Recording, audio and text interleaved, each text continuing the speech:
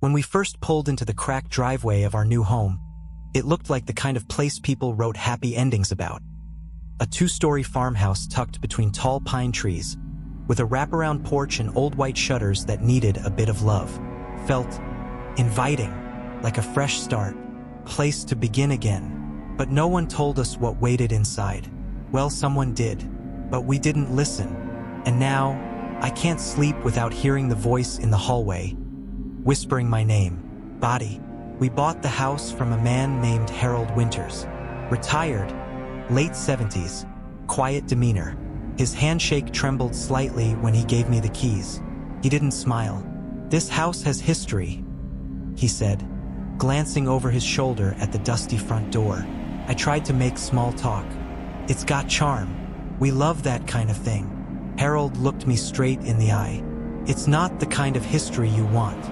I laughed nervously. My wife, Jenna, shifted awkwardly beside me. Harold's tone wasn't the haunted house for fun kind. It was the "this place is a grave" kind. But I brushed it off. He was just being a weird old man trying to scare the newbies. Maybe he didn't want to let go. As we loaded in our final box that night, Harold stood by his truck, still watching the house. His voice was barely audible over the creak of the pine trees swaying above us. "Don't let it see your fear," he said. "That's when it gets in." I turned to ask what he meant, but he was already getting into his car, driving off slowly like he expected never to see us again. Inside, the house was cold. Not physically, though the wood floors did have a permanent chill, but in spirit. Something about it felt paused, like the air itself was holding its breath. "Let's set up the bedroom first," Jenna said, trying to keep things light. "We'll deal with the rest tomorrow." By midnight, we were curled up in a nest of boxes, both too tired to care that the house creaked like it was alive. I remember the sound of wind through the trees, the way the walls moaned as they settled, and how the upstairs floorboards creaked even when no one was walking on them. That night, I had a dream, or at least I thought it was a dream. I was standing in the hallway. It was completely dark except for the faint glow of light coming from the attic door above me. I remember the whisper, "Daniel," came from behind me, soft, feminine, familiar. I turned and saw nothing. When I woke up, my side of the bed was freezing, like I'd been gone for hours. We started unpacking the next day. The house was big, 4 bedrooms, one of which we planned to convert into an office. Jenna had found old family photos left in the upstairs closet. Black and white portraits of unsmiling people, eyes cloudy with time. She wanted to toss them, but I told her we should keep them until we figured out whether they were important to Harold. That afternoon, Jenna stood in the hallway, staring at the attic door. "Did you hear something up there last night?" she asked. I didn't answer right away. "I had a weird dream," I admitted. "Someone said my name." She forced a laugh. "Great, so it's haunted and nosy." I pulled down the attic hatch, and the ladder extended with a groan. The air above smelled like dust and something sweeter, rotten flowers maybe. I climbed up. The attic was filled with old furniture, covered in yellowed sheets. A rocking chair, a crib, boxes labeled with names I didn't recognize. One in the far corner was slightly open. I approached it slowly and peeled back the cardboard. Inside were dozens of letters. Old, handwritten, tied in bundles with twine. I lifted one out and read the top line. "To Mother, he comes at night again. I hear him on the stairs." The ink had faded, but the urgency was still there. I picked out another. "No one believes me, but I hear her crying through the walls, even during the day." The rest were similar, all addressed to someone's mother, all filled with fear. I climbed back down and didn't mention the letters to Jenna. That evening, Jenna went into town to get groceries while I stayed behind to finish setting up the living room. I put on music to distract myself from the occasional creaks echoing through the floorboards above. As I was assembling the bookshelf, I heard something upstairs, a soft thump, then another. I froze, holding a shelf plank midair. Thump, thump, thump. It was coming down the hallway. I turned off the music. Silence. "Jenna?" I called out, even though I knew she was gone. The footsteps stopped. I walked up the stairs, trying to be quiet. The hallway was empty. The attic door was shut. I exhaled. Must have been the house settling. I started back down the stairs when I heard it again. Daniel! I turned so fast I nearly lost my footing. It was right behind me, the voice, breathless, inside my ear. I ran into the hallway, heart pounding, and swung open each door. Nothing. But as I passed the attic again, I noticed something new. Scratches. Fresh ones. Long and deep just above the attic latch. As if someone or something had been clawing from the inside. That night, I told Jenna everything. She looked at me like I was halfway to crazy, but she didn't laugh. Instead, she showed me something. Her phone. The audio recorder app. She had left it running the night before to capture her sleep patterns. Something she did occasionally when she had trouble resting. She pressed play on the latest file. Most of it was silence, aside from the occasional shuffling or us turning in bed. Then, about 3 hours in, a voice. Low, raspy. It's in the walls. Then, a thud, a dragging sound. Then Jenna whispering in her sleep, "Who's there?" And finally, clear as day, my voice saying, "Let me in," except I never said that. Not in my sleep. Not at all. The next morning, Jenna refused to be in the house alone. She called Harold. Thankfully, his number was still saved in her phone from the sale, and asked if he could tell us anything about the house's past. He didn't say much over the phone, just that if we wanted answers, we'd need to come see him. When we arrived at his place, Harold was already on the porch, holding a small wooden box in his lap. His eyes looked sunken, like he hadn't slept in days. "I warned you," he said without greeting. "What's in the house?" I asked. Harold opened the box and handed me an old photograph. It showed a family standing in front of the same house. Parents, 2 children, a baby in the mother's arms. "That's the Lancaster family," he said. "Lived there in the 1930s. All of them died in that house." Jenna's breath caught. "How?" "No one knows. They just disappeared. Neighbors say they heard screaming one night, but when police got there, the place was empty. Not a trace." He handed me another photo. This one was blackened at the corners. It showed the interior of a room. Walls scratched with symbols, candles melted into puddles on the floor, and what looked like a crib burned.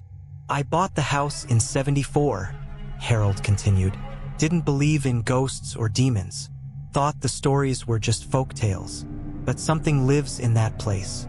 It doesn't haunt. It feeds." Jenna looked pale. "Feeds on what?" "Fear. Memory. Time. I lost 20 years before I realized I was still living there. The house, it keeps you, like a jar with a tight lid." Harold leaned closer, his voice barely a whisper.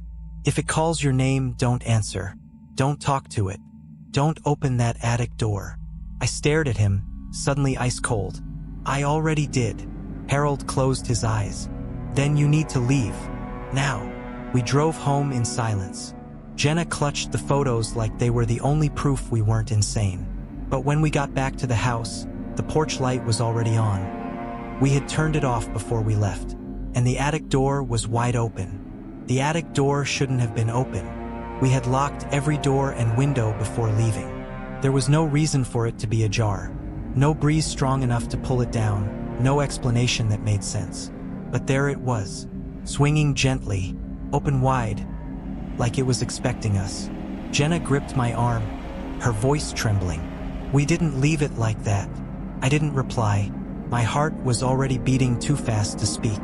Something had changed while we were gone, and we had just stepped back into it. I climbed the stairs slowly, Jenna following close behind.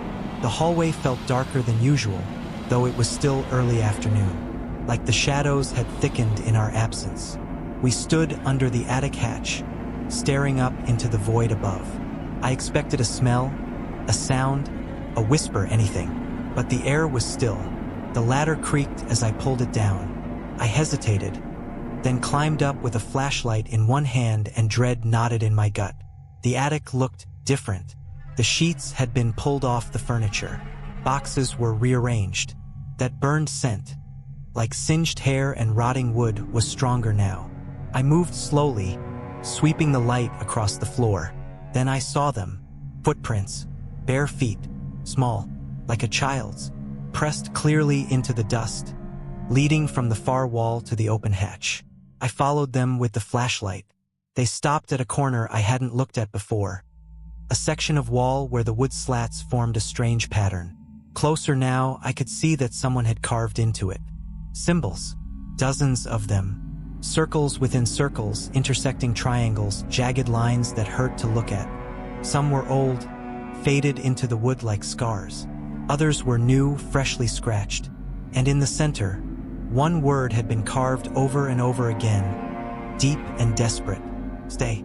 That night, neither of us slept. We left the attic alone, shut the hatch and blocked it with a chair. But it didn't help. The house felt wrong, like something had shifted in its bones. At 3:07 a.m., Jenna shook me awake. I heard something. We sat up in bed, holding our breath. The silence stretched for a full minute. Then we heard it, a rhythmic tapping. Tap, tap, tap. It was faint, but steady. We followed the sound through the hallway, past the bathroom toward the far bedroom, the one we hadn't unpacked yet. The guest room. The door was closed, but the tapping was coming from inside. I turned the knob slowly. The window was open. Curtains fluttered in the still air. The tapping had stopped. Then, on the far wall, something caught my eye. Words had been written into the condensation on the window glass. Daniel. My name. Over and over again. Scrawled like a child's handwriting. Repeating. Fading with the chill of the night. I backed out of the room and shut the door. I think we need to leave, Jenna whispered. But we didn't. Not yet. The next morning, I checked my phone and found a voicemail from Harold. His voice was strained. Afraid. You need to know something.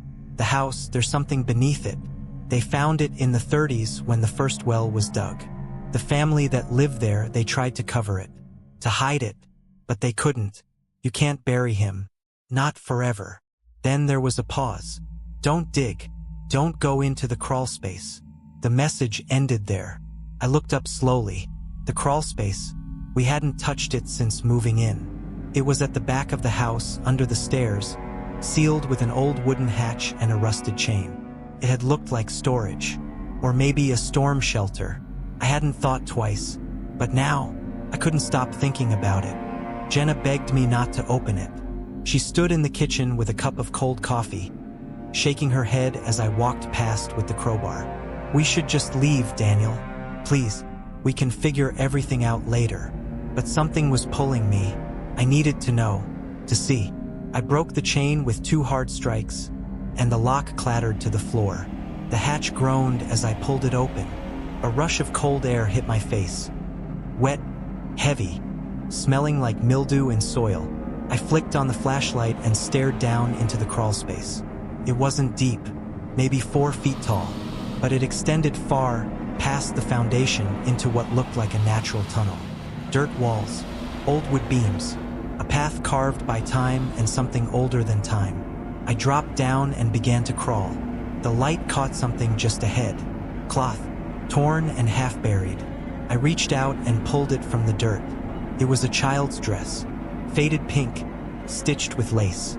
The fabric was stiff, dried with age or something else I didn't want to guess at. Further down, the tunnel widened into a small chamber. At the center sat a circle of stones, burnt black, ashes still scattered around them. And behind the stones, carved into the earthen wall, was a massive symbol, one that matched those upstairs, but larger, angrier, freshly dug. I stepped closer, flashlight trembling in my hand. Then I heard it, breathing, slow, wet, just behind me. I spun around, but the tunnel was empty. The light flickered, and then I heard something whisper, not with words, but with intent. It moved through me like static, like ice in my veins. Stay.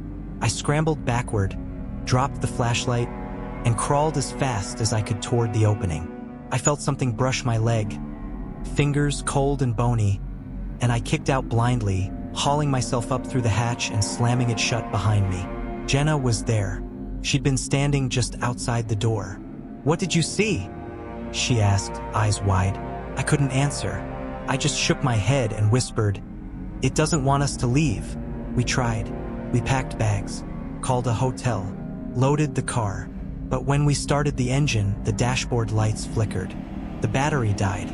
Then the tires flat. All four, like something had known.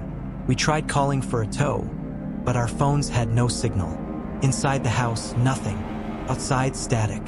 Then the front door slammed shut on its own. We were trapped. That night, I found Jenna standing in the guest room. The one with the name on the window. She was staring at the wall. First, I thought she'd painted something. But when I looked closer, I realized the wallpaper had peeled away.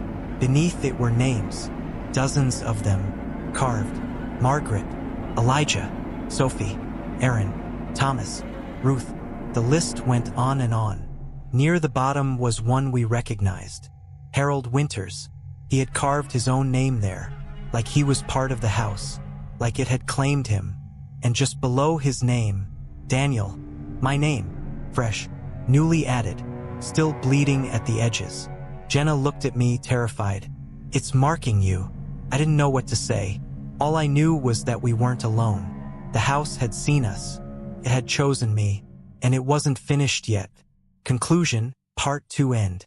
That night, as we lay in bed with every light on, listening to the whispering behind the walls, I realized something. The house didn't want us to leave. Not because we'd angered it, but because it had waited so long for someone to return. And now it had a name to call. We were supposed to be gone by now. Packed, moved, never looking back. Instead, we were peeling back layers of a house that didn't want to let us go. Every room whispered. Every shadow pulsed. We had become part of something ancient. A story etched in rotting wood and buried bone. We thought we had a choice. We were wrong. The morning after I found my name carved into the wall, the house was silent. Too silent. No birdsong. No cars. Not even the distant hum of the wind through the trees. It was like the world had stopped outside our property line. Jenna sat at the kitchen table, her eyes locked on the front door. "We need help," she said, her voice raw. "We need someone to see what's happening, to believe us." I nodded. "The phones are still dead, but maybe if we walk into town." She looked out the window. The road was long, rural, isolated, but it was our only hope. So we packed light, essentials only, and stepped outside. The moment we crossed the threshold, the air changed. The world felt wrong. The trees looked taller, darker. The sky above was hazy, pale, soundless. We walked in silence for what felt like half an hour. Then we saw the sign. Crestwood 12 miles. Same one we passed every day since moving in. Only now it was bent backward, facing the wrong direction. As if we'd never left. As if we had walked in a circle. Jenna turned slowly. "Daniel." We were standing in front of the house again. Same cracked porch. Same sagging roofline. It had brought us back. That night we tried everything. Climbed out the second-story window hoping to get out of range. Walked into the woods. Used the compass from my emergency kit. Every path, every trail, every direction. All led back to the house. Like the ground had folded in on itself. Like we were trapped inside something living. At 3:07 a.m., the whispering started again. Jenna had started calling it the hour. It was always the same. Same time. Same rhythm. A voice beneath the floorboards. Only this time it was saying her name. Over and over. "Jenna. Jenna. Come see." She covered her ears. Screamed. Ran to the sink and turned on the faucet just to drown it out. But the water came out red. Not like rust. Thick. Metallic. Unmistakable. Blood. We both backed away. The house groaned. Every light flickered. And then died. Darkness swallowed the room. Then the front door creaked open. I grabbed the flashlight and stepped into the hallway. Jenna held my hand so tight her nails dug into my skin. The door was wide open, revealing nothing but a wall of black outside. It looked wrong. Not nighttime. Not fog. Something else. A void. Then something stepped out of it. First, it looked human. Pale. Tall. Long arms. a face stretched too wide, eyes black and dripping, smiled at me like it knew my name. Then it spoke, but not with a voice. It moved its mouth, and the sound came from behind us, from the walls, from the floor. You heard the warning, but you stayed. You belong now. Jenna screamed, and the thing lunged forward. I slammed the door just before it reached us, locked every bolt, every latch, every chain, but the smile stayed burned in my mind. We didn't sleep. When the sun rose, if it was a sun, and not just the ceiling of this cage glowing faintly, we went to the library room. It was the only place in the house that felt older, untouched. Jenna pulled down books one by one, frantically searching for anything that could explain what was happening. Then she found it, a journal, bound in worn leather. The inside cover read, "Property of Ruth Eldridge, 1932. We sat down and started to read. Ruth had been 14 when her family moved in. Her father bought the property for almost nothing, just like we had. Her entries started normal. School, friends, a new dog. Then, weeks later, she began writing about voices in the walls, footsteps in the attic, names whispered at night. My brother Thomas says I'm hearing things, she wrote. But last night I saw it, pale man with no eyes, standing in the corner of my room, just watching. Days passed. The entries darkened. The well out back isn't just a well, she wrote. I saw father go down into it. He was gone for hours. Came back. Different. And then this. Mother tried to leave. The road brought her back. It always brings us back. Father says the land is cursed, that something lives beneath it, older than people, older than God. We made a deal once. The blood keeps it fed. That line chilled me. The blood keeps it fed. We ran outside to find the well Ruth had written about. Behind the house, hidden by overgrowth and leaning trees, it sat under a stone cap covered in moss and old vines. The rope and bucket were gone, but the rusted crank still worked. I turned it slowly, revealing the darkness beneath. When I dropped a rock into the shaft, it never hit bottom. No echo, no splash, just silence. Jenna stared down into it for a long time, her face pale. Then she said, I saw it in a dream, this exact well. Her hands trembled. It showed me a girl, standing here, holding something, a baby. I looked at her sharply. You think they sacrificed someone down there? She didn't answer. She didn't have to. Back inside, we tore through the house, looking for more clues, more journals, anything. That's when we discovered the hidden room. It was behind the master bedroom's closet wall. The boards didn't match. I pried them open with a crowbar. A narrow staircase led downward into the dark. Not the crawl space, not the basement, something else. The smell was overwhelming. Rot, old smoke, earth. The air grew heavier with each step. The flashlight flickered, then went out completely. We stood in pitch black. Then, a single candle ignited on its own. It sat in the center of a small room, stone walls circular in shape. Like a crypt, symbols were etched into every surface. The same as before, circles, triangles, eyes, mouths, and bones. Piles of them, child-sized, some wrapped in tattered clothes. In the center of the room, something was waiting. It wasn't fully formed. Not a man, not a spirit, something in between. It hovered above the ground, face a blur of shifting skin, mouth open in silent scream. Then it spoke in a dozen voices at once. You stayed. Jenna grabbed my arm. We have to finish what they started. I turned to her. What do you mean? She held up the journal. Ruth's last entry had been scratched over and over until only one phrase was still visible. Seal it, with fire, or blood. We ran back upstairs and searched for anything flammable. Kerosene, matches, candles, lighter fluid. Anything to burn that room to stop what had awakened. But we never made it that far, because the house wouldn't let us. Every hallway looped into the next. Doors changed positions. Windows vanished. We were lost inside our own home, and the voices grew louder. At 3:07 a.m., it came into our bedroom. We didn't hear the door open. It was just there, standing in the corner, watching. It smiled again, and this time it reached for Jenna. She couldn't scream, couldn't move. I threw myself between them, but it only laughed. Its voice coming from inside my head now. You were warned. We thought the house wanted us gone. We thought we were intruders, but that wasn't it. We had never moved into this house. We had been lured, and now, something buried beneath our feet had finally opened its eyes. There's no time left to pretend this is just a haunting. This house isn't possessed, it's alive. And we're not residents, we're sustenance. It waited, it whispered, it warned, and we stayed anyway. Now it's hungry. The moment it touched Jenna, the room imploded into chaos.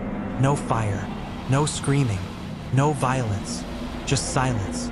1 second she was there, standing next to me, eyes wide in terror, and the next, she was gone, vanished, like she had been erased from the moment. I spun around, shouting her name, tearing through the house in a blind panic. I opened every door, kicked open every locked cabinet, shouted into the walls, the vents, even the floorboards. No answer, only the sound of the house breathing. Yes, breathing. The walls expanded and contracted subtly, like lungs, like something slumbering had finally stirred and was stretching its ribs for the first time in years. I collapsed on the hallway floor, shaking, eyes locked on a jagged crack in the baseboard. It looked like nothing, until I saw her eye, watching me from the other side. I scrambled to my feet and slammed my hand against the wall. Jenna, Jenna, I see you. Her mouth formed words, but I couldn't hear them. I pressed my ear to the wall. Only then did I hear it. Not her voice, but dozens of them, mumbling, whispering, crying, trapped. I stumbled back in horror. The walls weren't walls at all. They were coffins. This house wasn't just built on death. Contained it. Layer after layer of people who thought they could escape, who didn't listen, who became part of it. The rooms were tombs, and Jenna was one of them now. I ran back to the hidden stairwell, back down into the ritual chamber. I didn't know what I'd find, but I had to try. The candle was still burning, and beside it, something new. A circle of ash and bone fragments. In the center lay a small leather pouch. I opened it carefully. Inside were teeth, children's teeth, tiny, yellowed, chipped, and a note, brittle and faded with time. These are the first. We swore the bloodline would end here, but the land remembers. It always remembers. Suddenly, a wind howled through the chamber, though no doors or windows existed, and a voice filled the space. Low, gravelly, and ancient. You will join the rest, unless you choose. Choose what? I screamed into the void. Tell me how to save her. But the voice didn't answer. Instead, the candle snuffed out. I stumbled backward up the steps into the hall and ran directly into him. The pale figure. His eyes were empty, hollow sockets that somehow still watched. His mouth smiled far too wide. Do you see now? He whispered. I froze. He didn't move, but the hallway around him twisted like a snake, warping the floorboards and walls into spirals. The house keeps what it's owed, he said. You fed it. No, I gasped. I didn't. You brought her here, he interrupted. She trusted you. You ignored the warnings. You stayed. Suddenly, I was being pulled. Not physically, but emotionally, psychologically. I felt memories draining from me. My first kiss with Jenna, our road trip last summer, her laugh, her voice. The house was eating my past, consuming my connection to her, and that terrified me more than anything. I bolted, ran to the only place I hadn't searched, the attic. The door resisted, swollen with damp and rot, but I forced it open and climbed the narrow staircase. Dust filled my lungs. The air was thicker here, heavier with time. The attic was filled with trunks, old toys, moldy furniture, a rocking chair that still creaked though the air was still. And in the far corner, a mirror, tall, cracked, covered in cobwebs. But something about it drew me in. I approached cautiously. My reflection stared back, Only behind me I saw Jenna, her face pale, frightened, reaching toward me. I spun around. Nothing. Turned back to the mirror. She was still there. But now, she was mouthing something. "Behind you." I turned. The attic door slammed shut. I ran toward it, but something stopped me. Cold fingers around my ankle, pulling me backward. I screamed, kicking wildly, and freed myself. I turned just in time to see the trapdoor in the attic open on its own, revealing yet another staircase spiraling downward, impossibly downward into blackness. I hesitated. I knew if I went down there, I might not return. But Jenna was somewhere below. I had to try. The steps were endless, stone, worn by centuries of feet. The air got colder with each level. Then I emerged into a vast underground chamber, massive, cathedral-esque, and in the center stood an altar, covered in blood, surrounded by symbols, bones, skulls. And Jenna, she was strapped to it, her eyes wide, still alive. Her mouth moved, but I couldn't hear anything. Around her stood figures, dozens of them, all pale, all smiling, all dressed in clothing from different eras, Victorian dresses, 1940s suits, 1980s tracksuits. All former residents, all still here. One of them stepped forward. It was Ruth Eldridge, exactly as she'd drawn herself in the journal, now aged but somehow preserved. "You shouldn't have come," she said softly. "Now it must begin again." I shouted, "Let her go!" But they only began to chant, a deep, guttural rhythm vibrating the walls. Jenna screamed, and the ground split beneath the altar. From the darkness below rose something massive, indescribable, a shape made of shadow, limbs of smoke and bone, mouths that screamed and whispered at the same time. It was the root, the thing buried beneath the land, the one they fed, and now it was waking. I looked around for anything to use to stop it, to save her. Then I remembered Ruth's final entry. Seal it with fire or blood. I had no fire, but I had blood. Mine. I grabbed a rusted blade from the altar's edge. Without hesitation, I cut deep into my palm and flung the blood into the chasm. The creature paused. Every ghost, every whisper, every shadow turned to look at me. The chanting stopped. Ruth stepped forward, her expression no longer cruel, but hopeful. "You would trade yourself?" she asked. "Yes," I gasped. "Take me. Let her go." The house trembled. Then everything turned white. I woke up alone, back in the living room. Morning sunlight spilled through the cracked windows. The birds were singing. The wind whistled through the trees again. I called for Jenna. Nothing. I searched the house. Every room was clean, empty, normal. No bones, no blood, no journal, no Jenna. Just the faint sound of something moving inside the walls. They didn't kill me. They let me go, but not out of mercy. The deal was made. They gave me back my life, but they kept her. And the house waits for the next owner, who ignores the warning. They say if you walk away from evil, you're lucky. But if evil lets you go, you've already lost more than you can ever understand. Jenna is gone. The house still stands. And I know now I was never meant to survive. I was meant to remember. Weeks passed after that morning. Maybe months. Time blurred after I left the house behind. The town never spoke about it, as if it had been erased. I went to the police, told them Jenna went missing. They searched the house, found nothing. No blood, no ritual chamber, no trapdoors, not even a sign she'd ever lived there. They said I must have made a mistake, said maybe she ran away, said I was grieving, but I wasn't grieving. I was haunted. Every night since that morning I heard her, not in dreams, not in my mind, in the walls of every building I entered, in the wind that pushed against every window, in the reflection of every mirror. She was still there. I tried to go back once. Drove the full 6 hours, arriving just after dusk. But when I turned down the road where the house should have stood, it wasn't there. Just an empty lot, overgrown, untouched. No sign of rubble or foundation, like the house had never existed. But something was there. A mailbox. The same rusted iron one with 129 Wexford etched into the side. Inside I found a letter, addressed to me. No stamp, no return, just my name in her handwriting. Inside were 5 words. You left me with it. I couldn't sleep after that. Couldn't eat. Couldn't think. I started researching, digging into archives, obsessively combing through every record I could find. There were more families, dozens, all moved in, all warned, all vanished, and always the same house, same structure, same number, different locations, different towns. It moved, not rebuilt, not relocated. It literally moved, like a predator changing its hunting ground. I even found others, people like me who claimed to have escaped.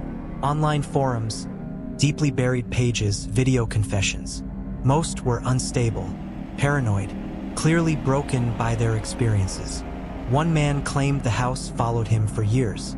Another said it infected his children. A woman even claimed to have burned it down, only to find it rebuilt the next day on her street. But one post stopped me cold. A video, posted by a man named Elliot Hayes. He said the only way to reach someone trapped inside was to go back. Not to the house, but to the root of the memory. I thought it was nonsense, but I had nothing left to lose. So I did it. I retraced every step we took from the moment we arrived. Every item we unpacked. Every wall we painted. I even found the old flannel shirt Jenna wore that first day, still folded at the bottom of a storage box. I held it, shut my eyes, and whispered her name. The air grew cold. The lights flickered. And when I opened my eyes, I was standing in the hallway of the house. But not as it was the last time. As it had been the day we moved in. Jenna was there. She smiled at me. She didn't know yet. She hadn't seen it. Hadn't been taken. I reached for her, but my hand passed through. Couldn't touch her. Couldn't speak to her. I was reliving a memory, a moment preserved in the belly of the house. But I noticed something new. A shape lurking just past the corner. Watching. It wasn't the pale figure. It was me. Another version of me. Older. Broken. Ashen-faced. He turned and looked directly at me. Stop running, he whispered. It doesn't want her. It never did. I chased after him, down the hallway, through a door that hadn't existed before. It led into darkness, and from the black came whispers. Jenna's voice, sobbing. Why didn't you listen? The room beyond was impossible. Walls of flesh, a ceiling made of roots and veins pulsing with red light. Dozens of faces pressed into the walls, silently screaming. In the center stood a massive tree, black as tar. Its branches pierced the ceiling, its roots dug into a pit of bones. And tied to the trunk was Jenna, still alive, eyes wide, lips trembling. She looked up at me. I'm still here, she whispered, but not for long. I ran to her, trying to cut the bindings, but the bark resisted like steel. The tree groaned, and from the shadows, the pale man stepped forward. You were warned, he said, but you didn't listen. What is this place? I screamed. Why are you doing this? He tilted his head. You still don't understand. The house isn't cursed. It's hungry, and she is the first soul in generations to resist it. I looked down at Jenna. Tears streamed down her face. She wasn't just trapped. She was fighting. That's why it wanted her. She wouldn't submit. I turned to the pale man. Take me instead. He shook his head. No, you've already been marked. The house let you go so you'd bring more. I felt sick. I won't. But you will, he said with a grin. You already did. Suddenly, I was ripped backward, out of the roots, out of the tree, out of the memory. I woke up in my apartment, sweating, shaking, and on the table was a lease, a real estate brochure, a new house, $40,000 under market. Must sell fast. I hadn't requested it. I hadn't signed anything, but there it was. And the address? 129 Wexford. I understand now. The house never stops. It moves. It hunts. It feeds. And when it's full, it releases one person, not as a survivor, as a carrier. We are its messengers. We remember just enough to be haunted, to talk, to spread the legend, to bring more. I'm writing this down for whoever finds it. Maybe you're scrolling horror videos. Maybe you're hunting for a cheap place to live. Maybe you think I'm insane. But if someone offers you a house at 129 Wexford, run. Don't think. Don't question. Don't even pack. Just run. Because the previous owner warned me, and I didn't listen. Now I hear the knocking again. It's here. Followed me. And this time, it's not leaving.